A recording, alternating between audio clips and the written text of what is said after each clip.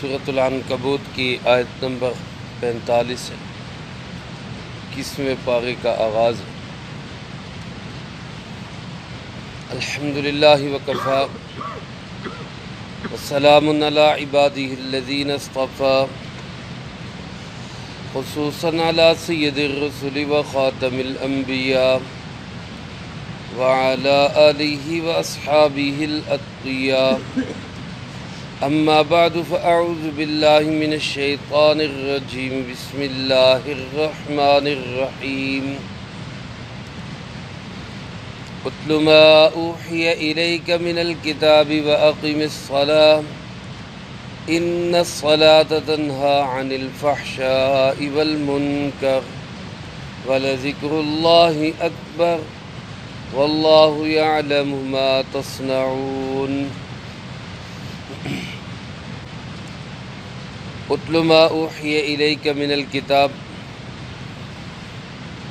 تلاوت کیجیے آپ اس کتاب کی جو آپ کی طرف وحی کی گئی، وَأَقِمِ الصَّلَاةَ، اور نماز کو قائم کیجیے، إِنَّ الصَّلَاةَ تَنْهَى عَنِ الْفَحْشَاءِ وَالْمُنْكَرِ، بے شک نماز روکتی ہے بے حیائی سے اور گناہ کے کاموں سے، وَلَذِكْرُ اللَّهِ أَكْبَرُ، اور اللہ کی یاد تو سب سے بڑی چیز ہے، وَاللَّهُ يَعْلَمُ مَا تَصْنَعُونَ، اور اللہ پاک خوب جانتے ہیں جو تم کرتے ہو۔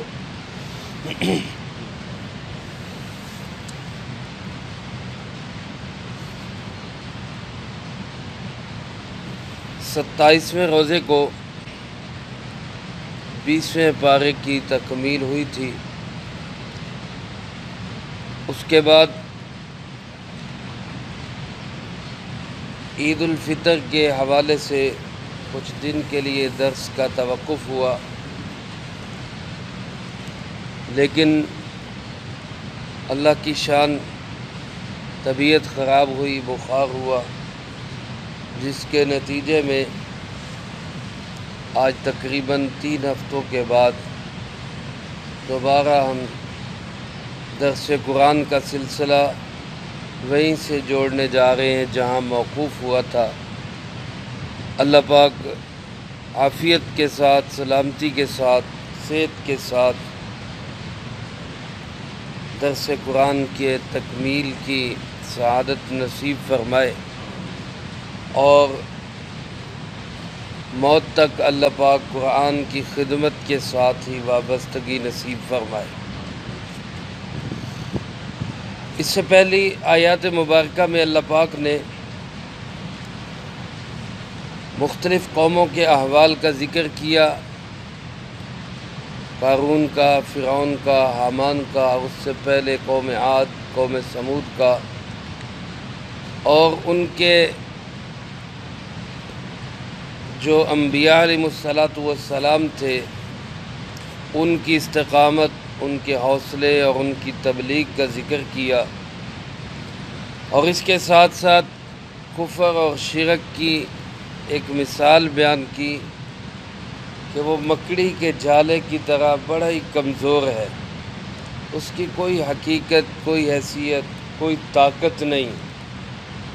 حق والے ذرا سا مضبوط ہوں، اللہ پہ اعتماد رکھیں، یقین رکھیں، تو کفر وہ مکڑی کے جالے کی طرح کمزور ہو کر ختم ہو جاتا ہے۔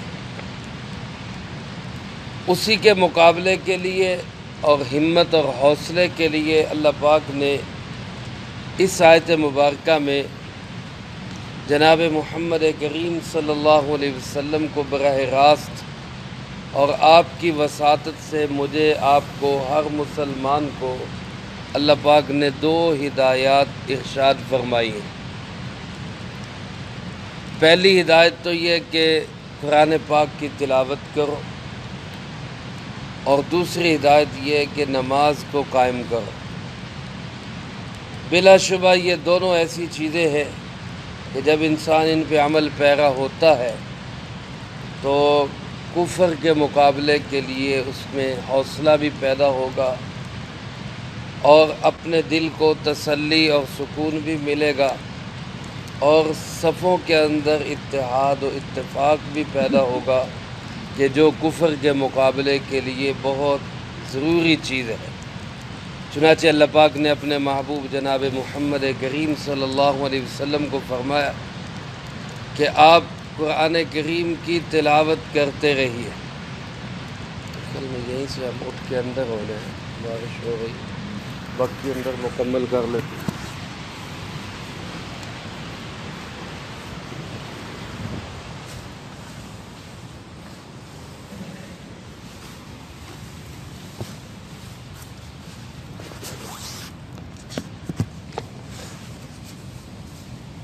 فرمایا کہ اتل ما اوحی الیک من الکتاب،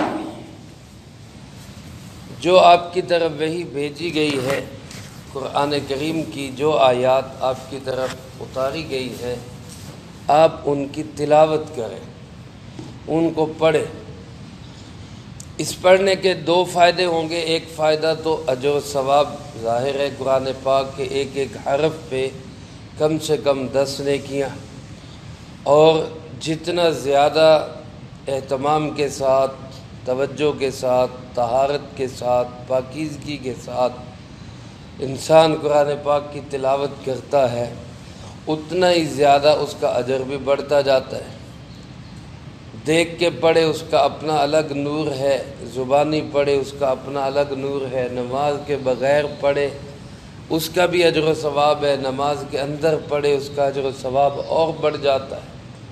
امام بہقی رحمۃ اللہ علیہ کے حوالے سے نقل کیا گیا ہے، حضرت صوفی عبدالحمید سواتی رحمۃ اللہ علیہ نے معالم العرفان میں نقل کیا ہے کہ زبانی قرآن کریم پڑھنا، اگر اس میں 1000 نیکیاں ہیں تو دیکھ کے قرآن کریم پڑھنے میں 2000 نیکیاں ہیں، یعنی ڈبل نیکیاں ہیں۔ ظاہر ہے جب انسان قرآن پاک کو دیکھ کے پڑھتا ہے، الفاظ پہ نظر بھی پڑتی ہے، قرآن پاک کے اوراق کو پلٹتا بھی ہے، قرآن پاک کو ہاتھ بھی لگاتا ہے، قرآن پاک کا چھونا، اس کو دیکھنا، اس کے الفاظ کے اوپر غور کرنا، یہ سب عبادات اور نیکیوں میں لکھا جاتا ہے۔ تو ایک تو اس کا فائدہ تلاوت کا یہ ہوگا کہ آپ کو اجر ملے گا، نیکیاں ملیں گی، ثواب ملے گا۔ نیکیاں، اجر، ثواب یہ خود انسان کے لیے بہت بڑی چیز ہے۔ اور دوسرا فائدہ یہ ہوگا کہ جب قرآن کریم کو انسان پڑھتا ہے تو پھر دل کو تسلی اور سکون بھی ملتا ہے، جیسا کہ قرآن کریم میں دوسری جگہ اللہ رب العالمین نے ارشاد فرمایا کہ ہم آپ پہ یہ قرآن پاک تھوڑا تھوڑا کر کے اس لیے نازل کرتے ہیں تاکہ یہ آپ کے دل کے لیے تسلی کا باعث بن جائے۔ تو جب انسان قرآن کریم کی تلاوت کرے گا تو اس کو نیکیاں بھی ملے گی، دل کو سکون اور تسلی بھی ملے گی۔ اور دوسرا قرآن کریم کی تلاوت کا جو بڑا مقصد ہے اور اولین مقصد ہے، نمبر 1 پہ جو مقصد ہے، وہ مقصد ہے قرآن پاک کی تلاوت کا، قرآن پاک کی تبلیغ کرنا، قرآن پاک کو سمجھانا۔ یہ آیا کس مقصد کے لیے، اس کا مقصد کیا ہے، اس کا تقاضا کیا ہے، قرآن کریم چاہتا کیا ہے؟ تو اللہ رب العالمین نے فرمایا میرے محبوب آپ کام میں لگے رہیں، تلاوت کرتے رہیں، خود بھی تلاوت کریں، باعث تسلی ہوگا، اور قرآن پاک کی تبلیغ، تذکیر، اس کے ذریعے لوگوں کو سمجھانا، یہ بھی آپ جاری رکھیں، اس سے بھی آپ پیچھے نہ ہٹیں۔ اور دوسری چیز فرمایا وَأَقِمِ الصَّلَاةَ، نماز قائم کریں، نماز قائم کریں۔ اب نماز کے قیام سے کیا ہوگا؟ نماز کے قیام سے بھی انسان کو سکون ملتا ہے، تسلی ملتی ہے، اللہ کے ساتھ ملاقات ہوتی ہے۔ اور سب سے بڑا فائدہ یہ ہے کہ نماز خود ان الصلاۃ تنہا عن الفحشاء والمنکر، نماز خود بھی بے حیائی اور گناہ کے کاموں سے روکتی ہے۔ 2 لفظ اللہ پاک نے ارشاد فرمائے، فحشاء اور منکر۔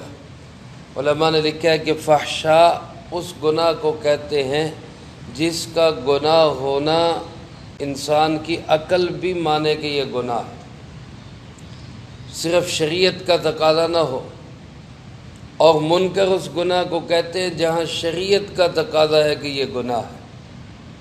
جیسے مثال کے طور پہ جھوٹ بولنا، یہ جھوٹ بولنا یہ شریعت میں تو گناہ ہے ہی، انسان کی عقل بھی مانتی ہے کہ یہ گناہ ہے۔ چنانچہ جو مذاہب آسمانی مذاہب نہیں ہیں، یا جو مذاہب آسمانی تھے اب نہیں ہیں، یہودی ہو، عیسائی ہو، سکھ ہو، ہندو ہو، کسی بھی دھرم اور مذہب سے انسان کا تعلق ہو، ہر انسان سمجھتا ہے کہ جھوٹ بولنا گناہ ہے، غلط ہے، جھوٹ بولنا ایک جرم ہے۔ اسی طرح بددیانتی خیانت ہے، یہ بددیانتی اور خیانت یہ ایک گناہ ہے۔ کوئی بھی انسان کسی بھی دین اور دھرم سے اس کا تعلق ہو، وہ یہ مانتا اور سمجھتا ہے کہ کسی کے ساتھ دھوکہ دہی کرنا، فراڈ کرنا، غلط کام کرنا، بددیانتی کرنا، خیانت کرنا یہ ایک بہت بڑا جرم ہے۔ تو ایسے تمام جرائم جو عقلی اعتبار سے بھی جرم ہے، شرعی اعتبار سے بھی جرم ہے، یہ جرائم کہلاتے ہیں فحشاء۔ اور جو جرائم شرعی اعتبار سے تو جرم ہیں، مثال کے طور پہ نماز چھوڑنا، اب نماز کا چھوڑنا یہ شرعی اعتبار سے تو جرم ہے، لیکن اب کسی کافر کو پوچھیں وہ کہیں گے یہ کون سا کوئی گناہ ہے۔ تو یہ ایسے جو گناہ ہیں جو شرعی اعتبار سے گناہ ہیں ان کو کہا جاتا ہے منکر، یہ گناہ کے کام، یہ منکر ہے۔ تو بہرحال اللہ رب العالمین نے فرمایا کہ نماز جو ہے وہ ایک ایسا عمل ہے جو بے حیائی سے بھی روکے گا اور منکر اور گناہوں سے بھی روکے گا۔ تو لہذا آپ نماز قائم کریں تاکہ یہ آپ کے ساتھ ساتھ یہ بھی تبلیغ کا ذریعہ بنے۔ اب سوال یہ ذہن میں آتا ہے کہ نماز کیسے روکتی ہے، نماز کیسے روکتی ہے؟ اور دوسرا سوال یہ ذہن میں آتا ہے کہ بہت سارے لوگ ہم دیکھتے ہیں وہ نماز بھی پڑھتے ہیں، بے حیائی کے کام بھی کرتے ہیں، نماز بھی پڑھتے ہیں، گناہ کے کام بھی کرتے ہیں، نماز بھی پڑھتے ہیں اور منکرات کے اندر بھی لگے ہوئے ہیں، تو پھر نماز کیسے روکتی ہے؟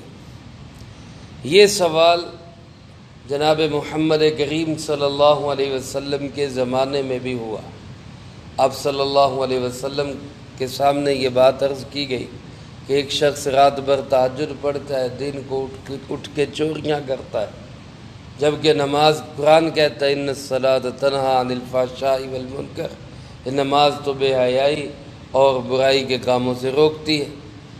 تو رسول اللہ صلی اللہ علیہ وسلم نے اس کے جواب میں ارشاد فرمایا جس کا مفہوم یوں ہے کہ عنقریب اس کی نماز اس کو اس کے گناہ سے روک دے گی، عنقریب اس کی نماز اس کو اس کے گناہ سے روک دے گی۔ چنانچہ علماء نے لکھا ہے کہ وہ شخص کچھ عرصے کے بعد ہی چوری سے باز آ گیا، گویا نماز نے اس کو کیا کیا، روک دیا۔ اور دوسرے بعض حضرات یہ فرماتے ہیں، حضرت عبداللہ ابن مسعود، حضرت عبداللہ ابن عباس وغیرہ رضی اللہ تعالیٰ عنہ، ان کے سامنے بھی ایسے اشکالات رکھے گئے، تو ان حضرات نے یوں فرمایا کہ اس شخص کی نماز ہی نہیں ہے جو بے حیائی اور منکرات سے روکتی نہیں ہے، تو اس شخص کی نماز ہی نہیں ہے۔ مطلب کیا ہے کہ اس شخص کو اپنی نماز کی فکر کرنی چاہیے، اس کی نماز صحیح ادا نہیں ہو رہی۔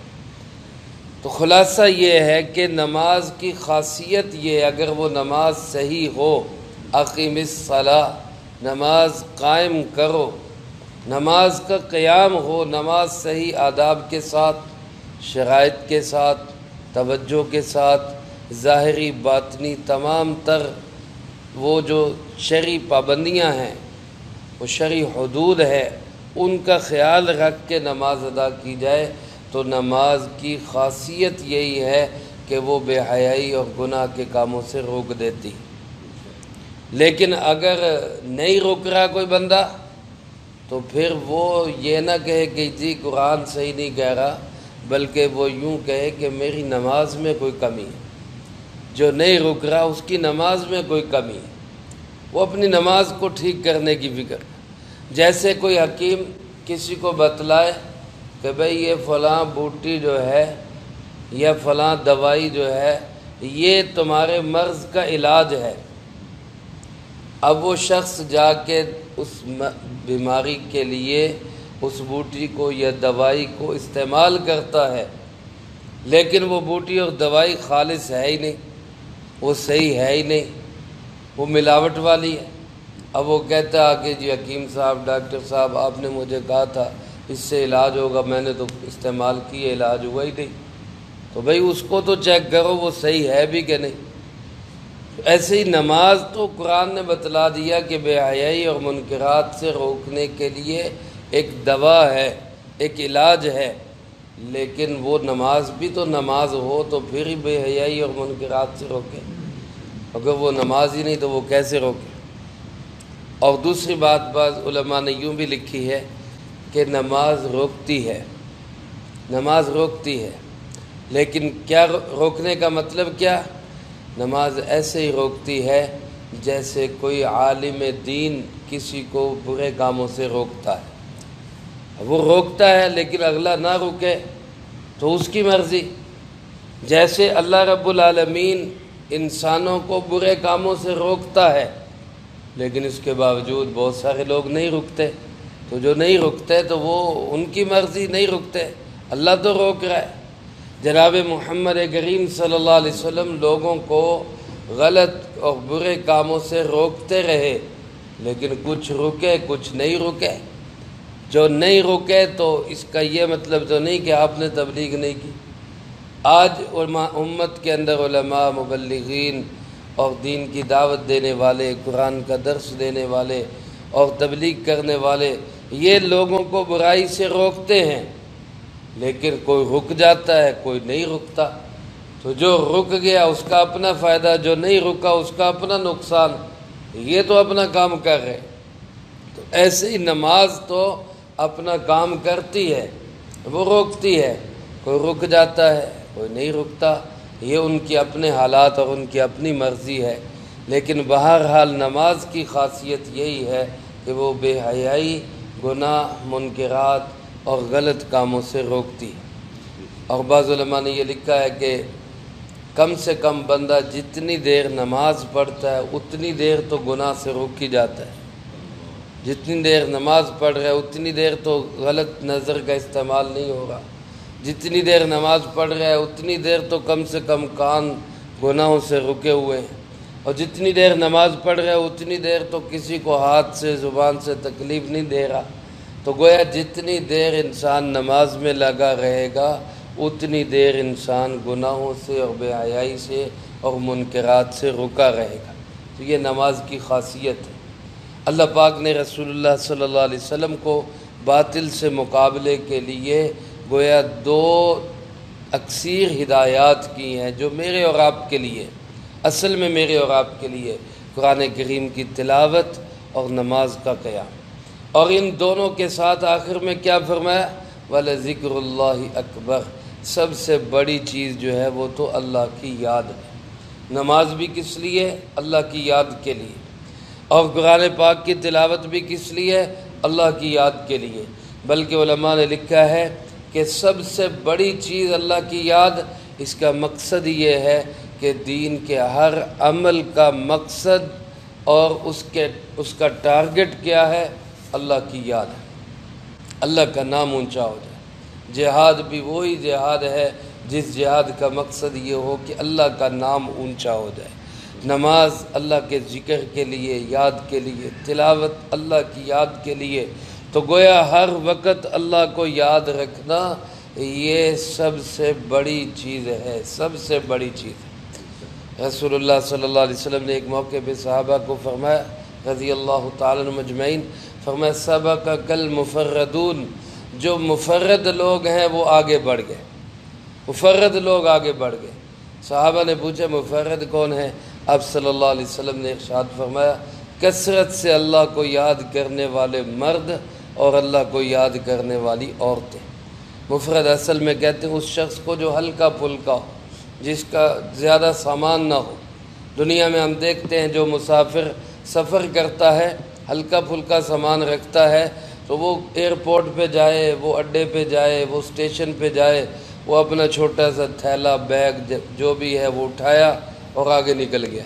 اور جن کے پاس زیادہ سامان ہوتا ہے وہ پھر سامان اکٹھا کرتے رہتے ہیں، اور جتنی دیر ان کو لگتی، تو گویا یہ ہلکے پھلکے لوگ ان سے آگے نکل جاتے ہیں۔ آپ نے فرمایا جو دنیا کے اندر کثرت سے اللہ کو یاد کرنے والا ہوگا، مرد ہو یا عورت ہو، یہ قیامت کے دن ہلکا پھلکا ہوگا، اور لوگ حساب کتاب میں لگے ہوں گے، یہ پل صراط سے پار ہو کے جنت میں چلا جائے گا۔ اللہ ہم سب کو ذکر کثرت سے کرنے کی توفیق نصیب فرمائے۔ اسی کو اللہ پاک نے فرمایا تم کثرت سے اللہ کو یاد کرتے ہو یا تھوڑا کرتے ہو یا درمیانہ کرتے ہو، کتنا کرتے ہو، واللہ یعلم ما تصنعون، تم جو کچھ بھی کر رہے ہو اس کو جاننے والا کون ہے؟ اللہ ہے۔ اللہ پاک ہمیں ان ہدایات پہ عمل کی توفیق نصیب فرمائے، تلاوت قرآن پاک کی توفیق نصیب فرمائے، نماز کی پابندی، اور ان سب کا اصل مقصد اللہ کی یاد کو بنانے کی توفیق نصیب فرمائے۔ جو کہا سنا اس کو زندگی میں لا کے دوسروں تک پہنچانے کی توفیق عطا فرمائے۔ انشاءاللہ العزیز درس قرآن کا یہ سلسلہ جاری و ساری رہے گا، اللہ کی توفیق سے۔ اللہ پاک صحت تندرستی نصیب فرمائے۔ جو احباب نہیں آ سکے یا ان کے علم میں نہیں، ان کو بھی ہم آگاہ کریں۔ قرآن پاک کا درس شروع ہو چکا ہے، تاکہ وہ بھی کل سے اس درس کے اندر شامل ہو سکے۔ اللہم انت السلام ومنک السلام، تبارک ربنا وتعالیت یا ذا الجلال والاکرام۔ اللہم اعنا علی ذکرک وشکرک وحسن عبادتک، اللہم احسن عاقبتنا فی الامور کلہا وأجرنا من خزي الدنيا وعذاب الآخرة، اللهم باقية كباقية الوليد، اللهم استر عوراتنا وآمن روعاتنا، اللهم إنا نجعلك في نحورهم ونعوذ بك من شرورهم، اللهم اشف مرضانا ومرضى المسلمين، اللهم اشف مرضانا ومرضى المسلمين، اللهم اشف مرضانا ومرضى المسلمين، ربنا تقبل منا إنك أنت السميع العليم، تب علينا إنك أنت التواب الرحيم، صلى الله على النبي الكريم وعلى آله وأصحابه أجمعين برحمتك يا